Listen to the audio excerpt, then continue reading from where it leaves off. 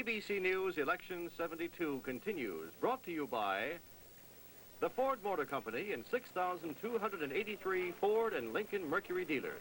The goal, no unhappy owners. Now from election headquarters in New York, Howard K. Smith and Harry Reasoner. 8:30 in the East, and 8% of America's precincts have recorded their vote today. Richard Nixon holding a steady 2-to-1 lead over George McGovern. 3 million just changing now, 3,500,000 votes for Richard Nixon and 67% of the total, to 1,686,000 for George McGovern, 32% of the total. Harry, George McGovern is not in danger of being wiped out. He has just won his first electoral votes in this contest. By our projection from key precincts, George McGovern has carried the District of Columbia and 3 electoral votes. Let's take a look at what the total in electoral votes is now. At present, Nixon has won about 11 states with a total of 139 electoral votes. George McGovern has 3 electoral votes from the District of Columbia. Let's take a look at 2 states where we will have winners in a short while, but where the race is still going on. The state of Tennessee, the Senate race in the state of Tennessee.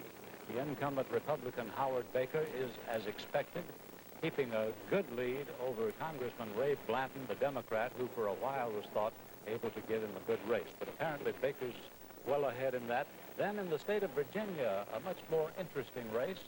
William L. Scott, the Republican candidate, is ahead of the Democratic incumbent, William B. Spahn.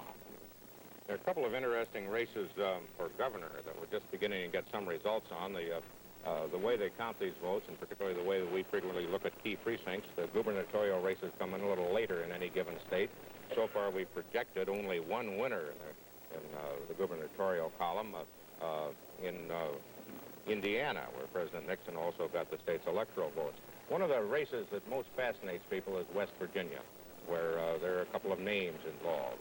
John D. Rockefeller IV, the son-in-law of Senator Charles Percy, and the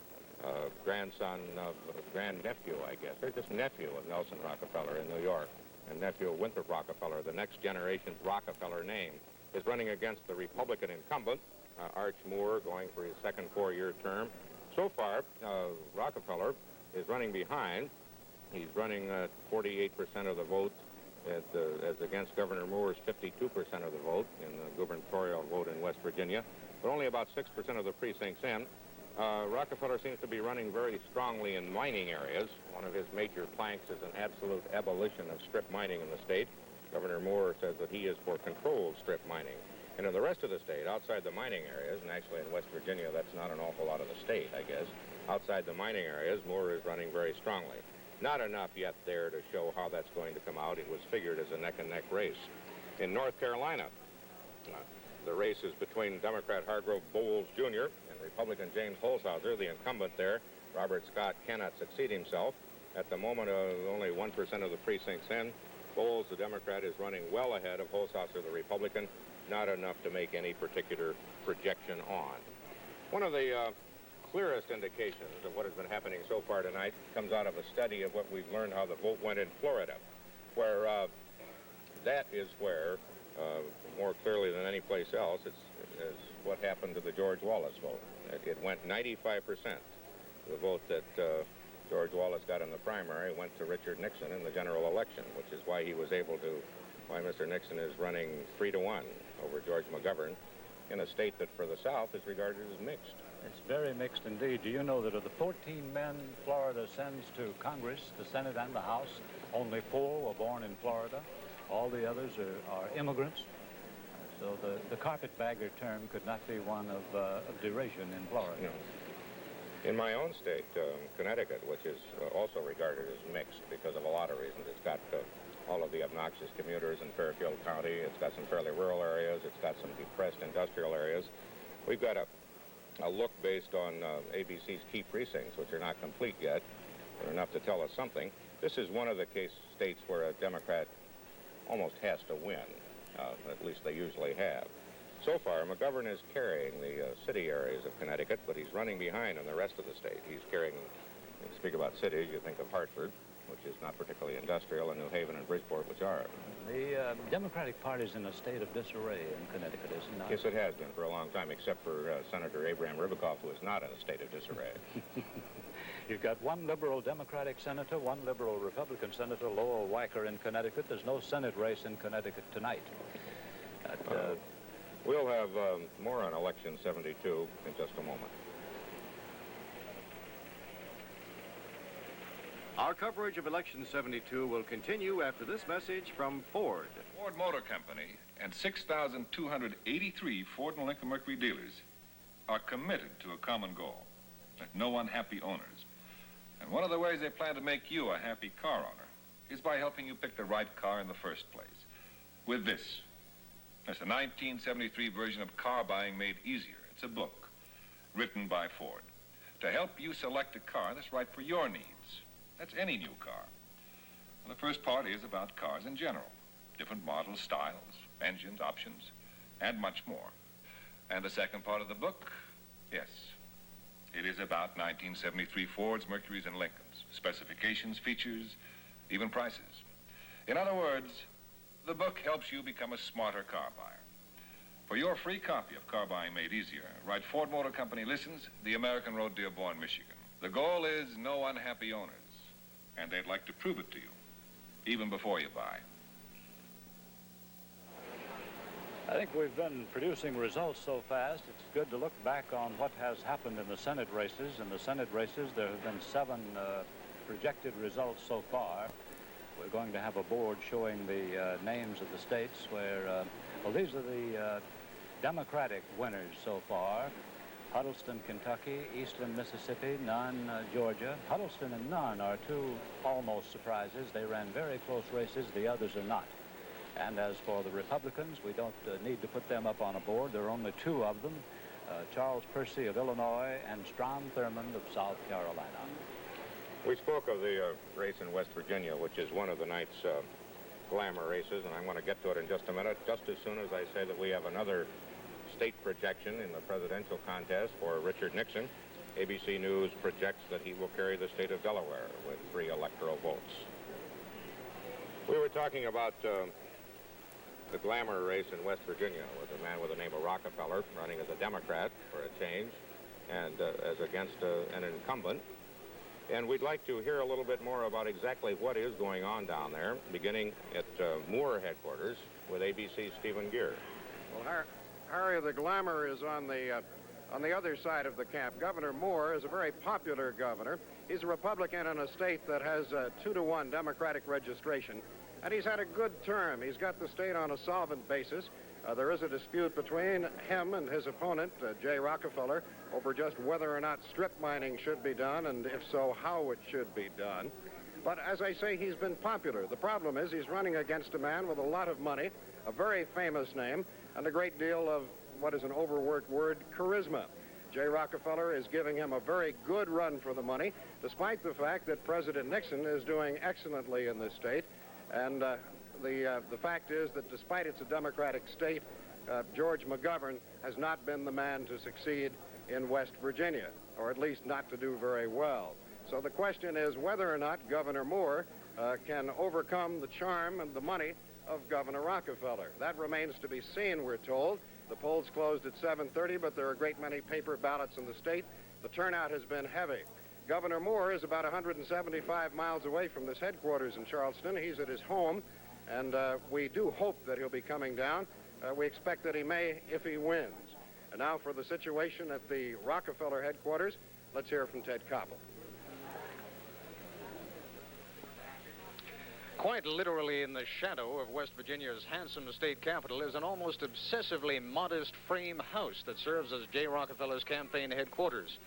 Rockefeller's biggest problem has been that he is such an ideal candidate for almost any national office. He's bright, handsome, well-educated, instantly recognizable, and rich enough to be incorruptible. For all those reasons, he is subject to the same kind of skepticism here in West Virginia that might greet Julia Child if she applied for a job as a short-order cook at a truck stop. The question has haunted Jay Rockefeller since he began his gubernatorial campaign is whether he's using West Virginia as a stepping stone to some grander national office. Rockefeller, of course, denies that, but the question is effective precisely because nothing that Rockefeller says can ever lay that sort of suspicion completely to rest. Still, as a Democrat, Rockefeller has a 2-to-1 edge in voter registration. His promises to build 20,000 miles of secondary roads and to provide 50,000 new jobs have made quite an impact, and he seems to have won some support with his opposition to strip mining. At this hour, with only 1% of the vote tabulated, Rockefeller has a slight lead, 52 to 48%.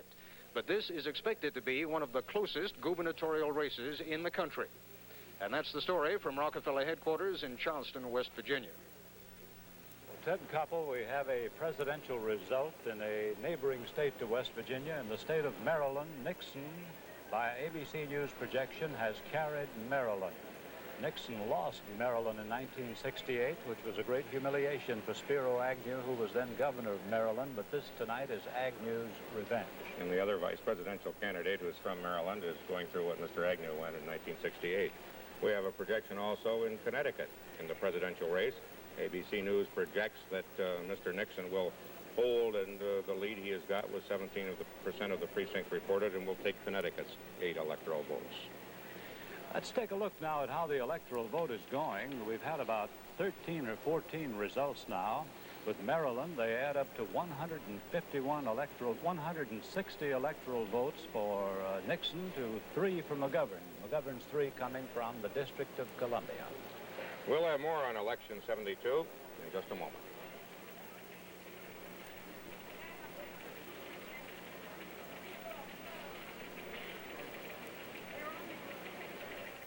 She's putting both her legs into one leg of a pair of Flextra pantyhose, so you can see how incredibly stretchable they are. Flextra is a whole new kind of pantyhose you'll find only at JCPenney. They can stretch even this much comfortably, for just the kind of feel you want in pantyhose.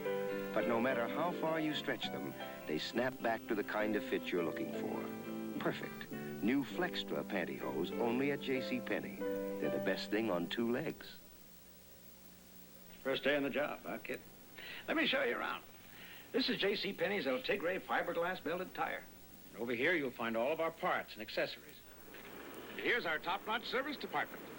We grew from 1 auto center in 1963 to 311 of them today because we know what people are looking for. Okay, kid, here's your big chance. There's 2 bias plies, a polyester cord, leg B to... Nice boy. Reminds me of myself.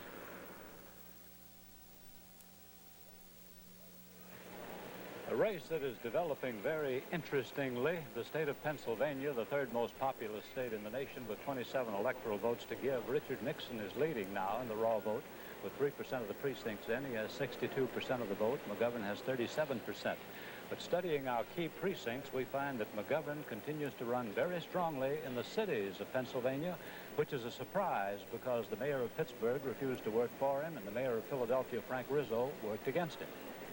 That's one of those eastern areas that has not yet come in, which I suppose is responsible for whatever optimism there is still in the McGovern camp. For instance, in Massachusetts, McGovern is holding a sizable lead with only a few of the precincts in the popular vote, but is holding a sizable lead in key precincts, running especially well in Boston and in other urban areas.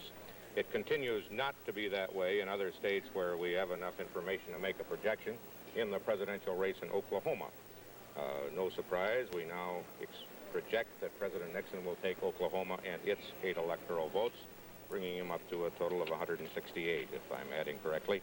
He's running very well. Oklahoma, I suppose, would be, well, they call Oklahoma Little Dixie. It would be more like the South in the way it thinks and the way it votes than most states in what you would generally think of as the Southwest. Becoming increasingly a conservative state, Harry. Fred Harris, the liberal Democratic senator, gave up because he knew he would be beaten in his own primary by a more conservative Congressman, Ed Edmondson. And the other senator from Oklahoma is a conservative, one of Richard Nixon's 35 surrogate campaigners, Henry Belmont. And in some cases, now I know in Massachusetts we said Mr. McGovern is getting some mildly good news, and also in Pennsylvania. In Ohio, which is a key place and a major place, the news is not good for Senator McGovern. We don't have enough of our precincts in to make a projection. With 27% of the popular vote in, the Nixon lead is very substantial, 60% to 38%. And ABC News Analysis Desk notes that in Cleveland, Mr. Nixon is getting 50.5%, and that's an awful lot for a Republican. In 1968, Senator Humphrey got 67% of the Cleveland vote, and Mr. Nixon only 21%. He seems to be doubling his vote in the urban areas. Harry, we want to take a look at the state of Michigan, one of the important states, 21 electoral votes to give. And there's a Senate race there that's very tight between Robert Griffin, the Republican incumbent, and the Attorney General of the state, the Democrat Frank J. Kelly. We have Mr. Kelly, I believe, in his headquarters now, and we want to talk to him and switch to Frank J. Kelly's headquarters, the Democratic candidate in Michigan. Frank Kelly, the Democratic candidate, has just arrived here at his headquarters, and your people, Mr. Kelly, have been quite happy about the voting. A couple more hours for the people of the polls in Detroit. Well, I think that it's justified in this case, Ben. As you know, this has been done previously in Ohio and California. Detroit this year had probably one of the longest, if not lines all day long.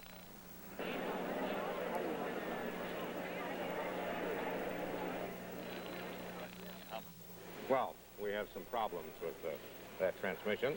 We'll have more on Election 72 in just a moment.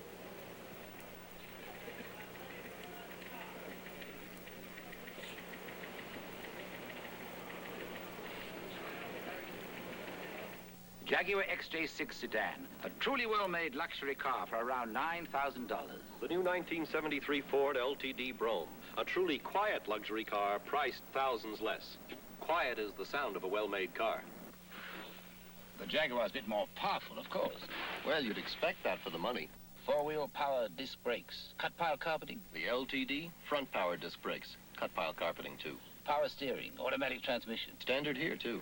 power window option. In LTD too, plus a power minivan. You can have a reclining seat in the LTD. Now I'm sure your 5-passenger Jaguar is worth its price.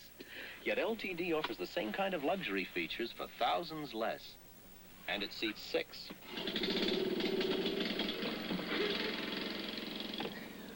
Ford LTD, where quiet is the sound of a well-made car. See it. Drive it at your Ford dealers now. George McGovern thought enough of his chances to confound the polls in Texas so that he spent part of his final weekend there. He'd been working very hard, but the indications so far from ABC's key precincts are that Mr. Nixon is going to lead in Texas by a sizable margin. Popular vote in Texas so far is very small, but it would bear out the indications of the keys. The interesting races within Texas are going oppositely. In the Texas gubernatorial race, the Democrat, Dolph Briscoe, who has more or less ignored his Republican opponent, Henry Grover, throughout the campaign, is leading in early returns and is probably favored. But Texas has a very touchy Senate race.